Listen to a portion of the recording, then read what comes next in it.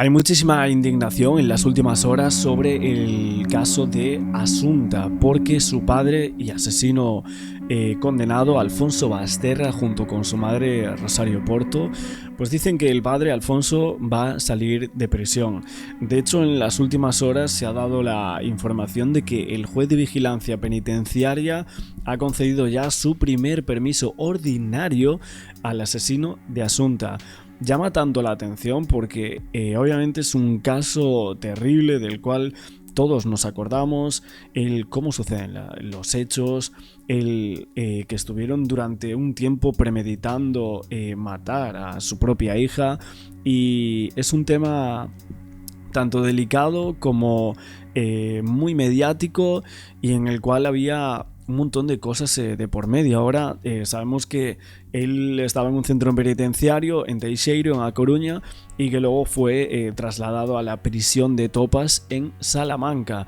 Todo esto a petición propia, con autorización de las instituciones penitenciarias, y lo que dicen supuestamente es que él habría conocido a una persona que estaría en esa cárcel de Salamanca, de la cual va a salir dentro de nada. La otra vez, o hace un año, se había vuelto mediático por esa publicación de una novela llamada Cito, en la cual se la dedicaba a su difunta hija a la que, según la condena, ha matado. Entonces, no sé esto, o sea, las conversaciones y lo que él dice en ese libro, lo que él cuenta, él no en ningún momento reconoce el asesinato de su hija, ni que tenga ningún tipo de autoría en los hechos. Entonces estamos hablando de que la gente eso no lo olvida. Esa publicación generaba muchísima controversia en su momento, todas las circunstancias que lo rodean, y la editorial que lo sacó dijo que se centraba en la calidad literaria de la obra, en el derecho de cualquier persona a llegar a expresarse a través de la escritura, y de ahí que decidieran sacar este libro. Algo que generó muchísima polémica, y a día de hoy otra cosa que la genera más es que va a salir de la cárcel este señor, cuando, bueno, un montón de personas creen que se debería estar pudriendo en la cárcel y no en la calle. Porque ¿cómo puede ser que haya pasado no tanto tiempo y ya le den su primer permiso sin haber aceptado los hechos, sin haberlo confesado, sin haber dicho que él es el asesino de Asunta? No lo dijo en ningún momento. Entonces, esto es algo que para muchos no tiene sentido, y la verdad que es un caso que a nosotros nos toca de lleno, y una niña de tan solo 12 años a la cual, según condena, sus propios padres mataron. Vamos a ver qué es lo que cuentan en televisión. Ahora seguimos dando más detalles de esta noticia. Que quiere salir de prisión, pero de momento tendrá que esperar. El padre de la pequeña Asunta está cumpliendo condena y acaba de pedir su primer permiso penitenciario. Un juez le ha dado el ok, pero Basterra aún tendrá que esperar. Tras casi 13 años de prisión, Alfonso Basterra, condenado a 18 años por el crimen de su hija Asunta de tan solo 12 años, podría volver a estar en libertad. El periodista condenado por asesinato ha pedido un permiso ordinario. Instituciones penitenciarias se lo deniega. Basterra recurre y el juez se lo concede, pero cabe la posibilidad de que la Fiscalía recurra a esa decisión. Basterra gozaría de algunos días de libertad y sería la primera vez que saliese de la prisión de Topas, en Salamanca, pero con limitaciones. De confirmarse el permiso, no puede hacer lo que quiera ni ir donde quiera. Tiene unas condiciones. En primer lugar, debe decir dónde se va a hospedar. De esa forma, los agentes pueden tenerle localizado en todo momento, y también debe asistir a la comisaría más cercana para que la policía tenga conocimiento de su presencia en la zona. Con estas medidas, las autoridades reducen al mínimo el riesgo de fuga. Antes de este potencial permiso, Basterra ha tenido varios intentos fallidos. En 2013 entra en prisión. En 2018 solicita por primera vez el permiso y se lo denegaron. Fuentes cercanas a Basterra han señalado que durante los primeros años de condena su conducta no ha sido precisamente ejemplar. Y en 2024 volvió a pedir el tercer grado, de nuevo con una respuesta negativa. Es que si su conducta no fue ejemplar, cuando literalmente no estamos hablando de un hecho aislado de un caso por sustancias o otro tipo de cuestiones, sino que estamos hablando de una... un asesinato, sí, pero quería decir como una doble autoría dentro de un hecho, siendo él la figura de progenitor, y creo que eso, bajo mi punto de vista, eleva mucho más lo que debería ser la condena social, pero también dentro de permitirle ciertas cosas, como por ejemplo estos 4 días fuera, cuando no ha pasado tanto tiempo desde que fue condenado. Negativa. Él se automarginaba, es una persona muy solitaria. A la tercera podría conseguirlo y salir por primera vez de la cárcel de Topas. Uno de los motivos por los que Basterra ha pedido el traslado de prisión a Salamanca es para estar cerca de su novia. Una mujer con la que mantendría una relación a través de cartas. Si se lo conceden, ¿pasará Alfonso Basterra sus días de permiso con su pareja? Pues nos vamos a ir hasta la prisión de Topas, en Salamanca, donde está nuestro compañero Pablo Muñiz y donde está cumpliendo condena Basterra. Pablo, de momento sigue allí dentro, ¿no? Buenas tardes. En efecto, Pepa, buenas tardes. Aquí sigue Alfonso Basterra cumpliendo condena en esta prisión de Topas. Bueno, de hecho, creo que solo le quedan 4 años y medio de condena. Después de que fuera trasladado desde la cárcel coruñesa de Teiseiro hace ahora mismo 1 año. Se encuentra, de hecho, en el módulo 12, donde aprovecha pues para refugiarse en la escritura. Está, de hecho, escribiendo, diseñando un segundo libro, porque ya publicó uno. De hecho, era una novela ambientada en los años 40, una historia de amor y desamor, precisamente aquí en Castilla y León, y es la causa del traslado una mujer que habría conocido, que le escribía cartas a Teiseiro, que están enamorados, que de hecho se han visto en varias ocasiones, han mantenido vis a vis aquí en la cárcel, pero insiste mucho Basterra en obtener su primer permiso penitenciario. El juez de vigilancia le ha dado de hecho la razón. Ahora empiezan los plazos a correr: 3 días para el recurso de reforma, 5 para apelación, podría ser fiscalía si entra quien se oponga o cualquier acusación particular. Pero Basterra lo que quiere es salir para verse con su novia en cualquier punto de esta provincia de Salamanca, por esa relación que mantiene desde la cárcel.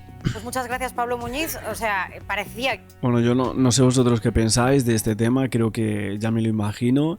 Yo pienso que son muy pocos años los que le dieron de prisión, pero bueno, aquí en España pues lo que creemos es en la reinserción, pero también yo pienso, vale, yo creo que sí que pueden reinsertarse muchas personas después de haber cometido ciertos hechos, pero creo que la pena de ese hecho debería ser mucho mayor. Estamos hablando de que ha matado a su propia hija, o sea, es una locura pensarlo así. Que sí, que bueno, hay gente que dice no había pruebas suficientes, los indicios no eran tan claros. Lo que yo creo es que hay crímenes en los cuales no se debería salir de la cárcel jamás. Por ejemplo, José Bretón. O sea, personas que matan a sus propias hijas o sus propios hijos. Yo es que sinceramente veo muy complicado la reinserción, o creo, bajo mi punto de vista, que el castigo debería ser muchísimo mayor. Luego también estamos con el tema de los agresores sexuales, ¿no? Claro, es que hay gente que cree que este hombre podría reincidir en ese caso, ¿no? Creen que es es que no quería decir la palabra, pero que estaba un poco relacionado también el crimen a esa supuesta motivación sexual, ¿no? Pero de ahí muchos medios de comunicación empezaron a hablar de otros agresores sexuales. Por ejemplo, un chico que creo que tenía unos 18 años, parece que agredió sexualmente a unas 3 o 4 y luego cuando sale a otras 2. Y es todo esto cuando era menor. Y esto también sucede, por ejemplo, el del crimen del Ardero. Tenemos ahí un precedente terrible con ese chico que fue agredido sexualmente también por este señor y que luego hubo un asesinato, ¿no?, en su contra. Y él ya había cometido anteriormente algo así. Entonces, creo que en lo que deberíamos mirar más que la reinserción sería en si estas personas están aptas realmente o algo ha cambiado en su mente que les haga no reincidir. Es que al final vemos que no, es que muy buena conducta dentro de la cárcel, sí, claro. Y luego a los 2 días sale y agrede sexualmente a una persona. Pero, ¿de qué estamos hablando? Iba a ser a lo largo de la mañana, conocíamos esta información que podía ser una salida inminente de la cárcel, ahora ya sabemos que no. El juez dice que sí. Carlos Quílez, ¿nos puedes explicar por qué ahora no va a salir Basterra de la cárcel? Bueno, Basterra ha hecho una petición porque le tocaba, es decir, y fundamentalmente le tocaba por una cuestión. Y la cuestión es la siguiente. Ya ha pasado más de una cuarta parte de condena. De hecho, es el tercer permiso que solicita. Ha pasado más de una cuarta parte. Por lo tanto, tiene derecho a pedirlo. En 2 ocasiones le han dicho que no. Y ahora Alfonso Basterra vuelve a atacar con un informe negativo de la Junta de Tratamiento. Pero atención, porque ese permiso que ha pedido sería un permiso de tan solo un día. Se habla de varios días. Tan solo sería un día. Sería acompañado o tutelado por algún educador y en cualquier caso sería en un piso. Es decir, no podía ir donde quisiera dormir. Tendría que ir a dormir a un sitio tutelado. Pero en cualquier caso, vuelvo a lo de antes. Es decir, este señor pide un permiso penitenciario porque lo puede pedir, porque legalmente le toca pedirlo. Se lo pide y es la prisión, es decir, es la Junta de Tratamiento, la gente que está día a día con él, quien hace un informe diciendo que no toca, que no se lo merece, que no corresponde en este momento, a pesar de que lo puede pedir, la concesión del permiso. Pero el que hace, recurre ante la justicia. ¿Y ante quién? Ante el Juzgado de Vigilancia Penitenciaria, que, para sorpresa de muchos, porque contrariamente al criterio de la cárcel, el juez de vigilancia sí que entiende que Alfonso Basterra ha hecho méritos suficientes como para poder disfrutar de esa mini libertad, de ese primer permiso, aunque sea de unas horas. ¿Qué va a pasar a partir de ahora? Lo explicaba Pablo perfectamente. Lo que va a pasar es que seguramente la Fiscalía de Vigilancia Penitenciaria... Es que yo creo que también, independientemente de los méritos, creo que debería verse también en una escala el delito que ha cometido este señor. Pero es que, ¿de qué estamos hablando? Creo que socialmente esto es inaceptable, no tiene ningún sentido. Penitenciaria va a recurrir, se va a adherir a lo que dice la Junta de Tratamiento y van a imposibilitar la entrada, la salida de este hombre de prisión. Mejor. Pero es eso. Bueno, esto lo están diciendo aquí en este programa, pero luego lo que veo en otros medios de comunicación, en la última hora, cuando estoy grabando esto, es que el juez ya habría facilitado este permiso. Y por otro lado también hablamos de que esto dicen que sería como una especie de manera de ver cómo se comportan los presos antes de dejarlos en libertad. De ahí tenemos estas claves tras este primer permiso, el cual él pide y el cual lo que aseguran las fuentes penitenciarias es que no saldrá pronto y que el proceso pueda alargarse incluso hasta dentro de un mes. Pero que realmente va a salir, que le van a dar este permiso, lo que apuntan es que prácticamente sería que sí. No es una resolución firme, pero estamos en un punto en el cual seguramente sí se lo vayan a dar. Así lo vemos, ese juzgado de vigilancia en el cual le dieron ese recorrido, ¿no? Y bueno, lo que ven son varios filtros, el interno dentro de la propia prisión, también el judicial, las semanas que él lleva, las últimas, pero también anteriormente, todo lo que pasa, si realmente está escribiendo, qué está haciendo, si conoció a alguien. Parece que el conocer a alguien sería importante, a ver quién es también esa persona. Yo entiendo que hay 2 tribunales aquí en Liza, ¿no? O sea, uno que dice que sí, porque le toca, claro, que la gente dice, ¿cómo sale esta gente a la calle? Bueno, sale la gente a la calle porque evidentemente dentro del itinerario o de los calendarios de la justicia tiene derecho a pedir eso. O sea, los 2/3, vale. Pero realmente le replica después a ese criterio un tribunal. Un juez. Un juez. Eso es lo extraño, ¿no? Porque no... obedeciendo a qué, Quílez, fundamentalmente, al riesgo de que... ¿A riesgos de qué? ¿Qué riesgo se contrae si este hombre está en la calle? Que es lo único que se me ocurre a mí para negarlo, ¿no? Los argumentos que pone sobre la mesa el Juzgado de Vigilancia Penitenciaria es que la conducta de este señor en prisión es no buena, es modélica. En segundo lugar, está participando en todos aquellos cursos y en todas aquellas terapias de resocialización que, a tal efecto, pone a su disposición la cárcel. Las está superando con nota. Está incluso ayudando a otros reclusos en materias lectivas, haciendo cursos de historia, es decir, ayudando. Tiene una participación en la prisión que genera una situación, dijéramos, de bueno, pero la Junta Junta de Tratamiento, Carlos, que es la que lo conoce porque lo trata diariamente, por eso se llama de tratamiento, que está formada por psicólogos, por juristas, por la gente que trabaja con él día a día, se opone a que salga y será por algo. Claro. No creo que sea para que vaya a reincidir porque tenía una única hija preciosa y según la sentencia que lo condenó, se la mataron entre él y la mujer, o sea que la reincidencia en el mismo crimen no se puede dar. Será porque a lo mejor temen algo en su conducta. ¿De qué tipo? No ha reconocido los hechos, fundamentalmente. Alfonso Basterra es la figura que más dudas generó en la investigación y nunca ha admitido haber matado a su hija Asunta. Vamos a recordar su papel en el caso.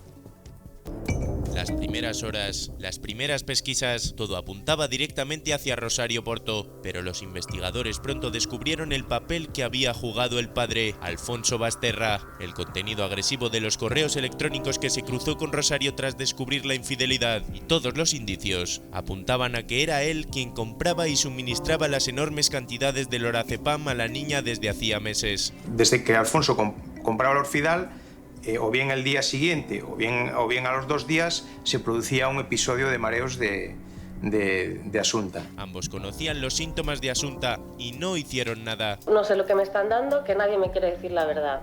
Me dieron unos polvos que sabían fatal. Todo indicaba que era un plan conjunto y Alfonso cómplice del crimen. En el auto el juez describe un Alfonso Basterra maquiavélico que traza un plan para embaucar a Rosario y conseguir que participe en su plan. Un plan para librarse de Asunta y mantener a Rosario para siempre a su lado. Pero Basterra se preocupó de cubrirse las espaldas. Ninguna cámara había captado su imagen y su móvil lo situaba en Santiago en la tarde del crimen. Sin embargo, su ordenador desaparecía. A mis compañeros les sorprende. A ver, también os digo que muchas de las cosas que aquí están interpretando y que se interpretó dentro del caso de Asunta, por mucho que creamos que seguramente sea la verdad y que los dos sean culpables, pero hay muchas cosas que son meras interpretaciones. O sea, no hay pruebas contundentes como para afirmar eso, ¿no? Como para decir, no, es que Alfonso Basterra hizo esto, hizo lo otro. Y realmente hay indicios que sí que sumando cada uno de ellos podrían llegar a pruebas, pero parecía un caso difícil en torno a Alfonso Basterra, porque hay que decir que sí, Rosario Porto fue condenada a 18 años de cárcel y en la propia sentencia lo que se dice es que es la propia Rosario quien asfixia a su propia hija, pero Alfonso Basterra no lo mete ahí, sino que dicen que Alfonso sería quien induce a Rosario a hacer ese hecho, ¿no?, tan atroz en contra de su hija. Que en la casa de Alfonso, siendo periodista, no haya un ordenador. Ni rastro de él en el primer registro, y volvía a aparecer en el segundo, pero con el disco duro limpio. Aún así, los investigadores descubren que guarda fotos íntimas de la niña y material pornográfico de mujeres asiáticas. Llegamos a casa y antes de meter a la bañera y desmaquillarla, siéntate ahí, venga, unas fotos. Había muchas más pruebas contra Rosario que contra él, pero el jurado consideró probados que ambos acabaron de común acuerdo con la vida de Asunta, y ambos acabaron condenados a 18 años de cárcel. En septiembre de 2013 ingresa en la cárcel de Teixeiro. Desde allí, a través de una carta, reconocía su rabia. Rabia e ira hacia el juez instructor, hacia el fiscal, y muy particularmente hacia la persona que acabó con la vida de mi niña. Y hacía pública su intención de desaparecer. Nadie volverá a saber de mí, solo tengo una razón para seguir con vida, que no es otra que volver a ser un hombre libre y reunirme con mi niña. A día de hoy, y todavía con 7 años de condena por delante, sigue sin resolver muchas de las incógnitas que siguen rondando el caso. Muchas incógnitas. Vamos a hablar con Fernando Ramos, que es periodista y además también fue amigo de... Bueno, lo que vemos es que no confesaron ni de un lado, ni de un lado ni de otro, ni Rosario condenó a Alfonso, ni Alfonso a Rosario. También tenía por aquí citado de que en junio de 2024 hubo un escritor llamado Julián Peña que publicó un estudio sobre la condena de Alfonso Basterra y decía: el caso de Alfonso Basterra, vamos a hacer una relectura de un error judicial. O sea, llamaba error judicial al caso de Basterra, o sea que ahora mismo estamos hablando. Básicamente decía, El asesinato de Asunta se entendía mucho mejor si se consideraba que fue probablemente cometido por la madre sin la ayuda del padre y revisando lo que él consideraba fallos de la instrucción y errores lógicos del veredicto, como la influencia negativa de los medios, creadores de un ambiente hostil previo al juicio que inevitablemente influyó en el proceso. El autor enumera y explica razones en su opinión que demuestran que la testigo no vio realmente a Alfonso con su hija por la calle, por lo que se trataría de un falso recuerdo. Considera también muy improbable que Rosario, divorciada, con un amante y total independencia económica, estuviera subyugada a Alfonso. También considera muy improbable que Basterra encargara a su mujer, despistada, dispersa y deprimida, la ejecución de un complicado plan de asesinato. Y observaba también que las fechas del 4 de julio, primer intento de crimen, y 21 de septiembre, asesinato real, coincidían con los dos momentos en los que la madre se había recuperado de sendas convalecencias, por lupus y también por depresión. Vamos, que literalmente este escritor, que no sé si es amigo de Alfonso Basterra, creo que es un escritor de euskera, pues básicamente hacía ese titular diciendo que había sido un error tremendo y la única que debería haber sido condenada sería Rosario Porto. Vemos que hay opiniones de todo tipo dentro de este caso. Basterra durante años. Fernando, buenas tardes, compañero. Hola, buenas tardes. Me vais a permitir que yo, que soy periodista, café al vuelo una de las cosas que se han dicho. Ya que han citado las juntas de tratamiento, ¿saben ustedes cuántos etarras están en libertad con el informe de las juntas de tratamiento en contra? Lo digo porque claro, a este asunto hay que darle la importancia que tiene, ¿no? Y simplemente quiero aclarar eso porque parece que esto... Pues no, miren, a los etarras con el informe en contra los dejan en la calle. Y hay un montón de ellos, ¿eh? Lo digo porque de paso, como yo soy periodista, me he sentido aludido, como ciudadano en la forma en que se ha tratado este asunto. Fernando, perfecto, pues queda claro. Amigo, no he entendido el fin. Sí, pero no es lo mismo. Sí, vamos a ver. Pero le conocí muy bien. Lo conociste muy bien, Fernando. Por eso digo, ¿cómo estará ahora ante esta negativa de... Claro, él tiene ganas de salir ahora mismo. ¿Pero para qué? ¿Por qué quiere salir? Como insinuaba Ángela también. Alfonso Basterra es un tipo que no parece de Bilbao. Era un hombre hacia adentro, reconvertido, poco hablador. Yo era delegado del Correo Gallego en Vigo y él era uno de los que montaba las páginas de Galicia.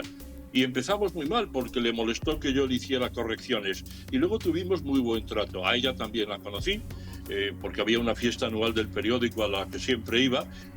Pero era un hombre hacia adentro, un hombre poco participativo, poco relacionado con los demás. Ya digo que no parecía de Bilbao, pero era un buen periodista.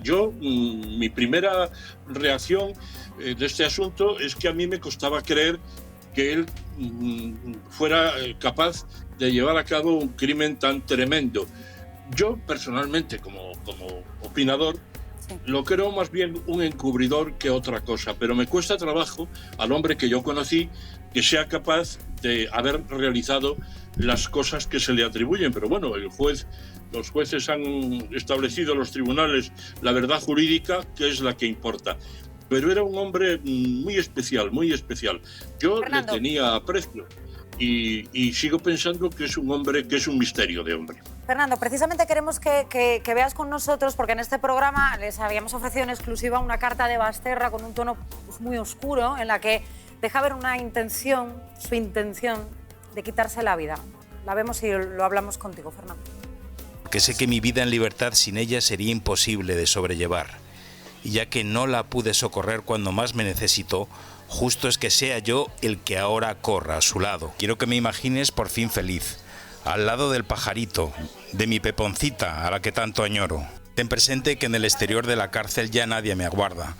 Ya no os tengo a ninguna de vosotras. Tampoco cuento con amigos, así que entenderás que nada me retenga. Fernando, ¿podría ser la intención de Basterra?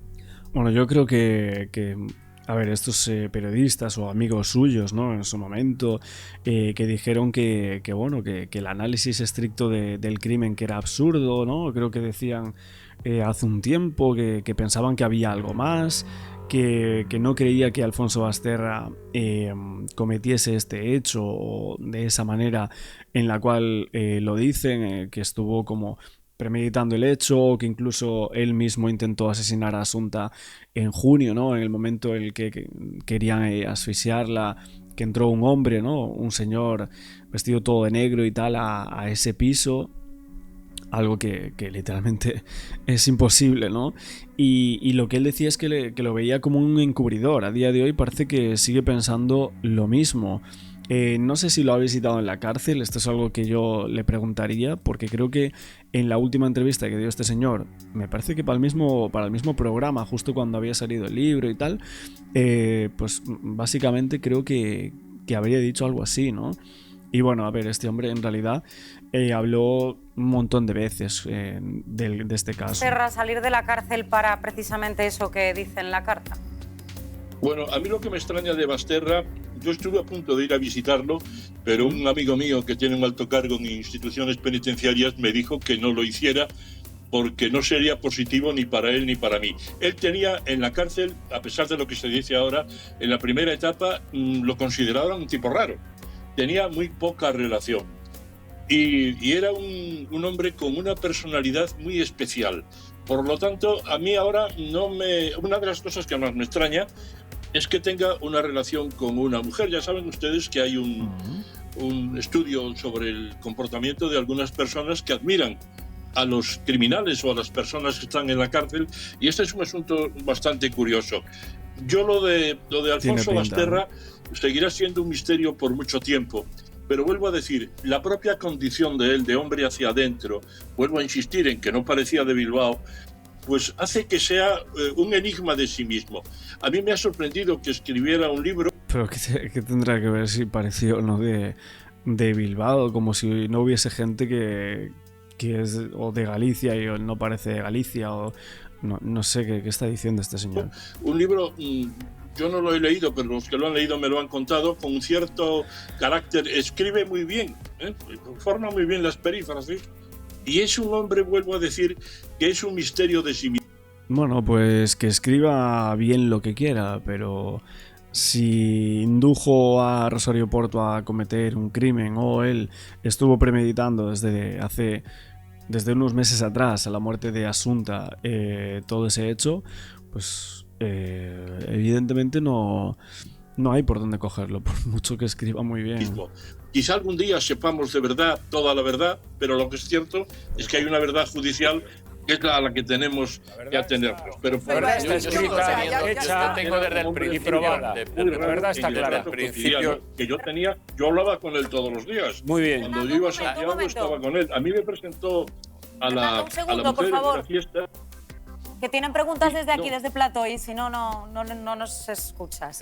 Ramos, yo querría saber, porque yo no salgo de la duda de esta colisión que hay entre dos tribunales, es decir, legalmente se le puede conceder el tercer grado y por lo tanto podría estar en la calle, aunque sujeto a una preceptiva de regresos y todo eso, y de pronto vemos que no. ¿Tú qué intuyes que ocurre ahí para que un tribunal niegue la facilidad de que esté en la calle ya de una manera inmediata? Pues yo entiendo que por su propia personalidad y lo que se sabe de su propia relación con los demás presos y en la cárcel, hay una sospecha de que este hombre puede hacer alguna barbaridad.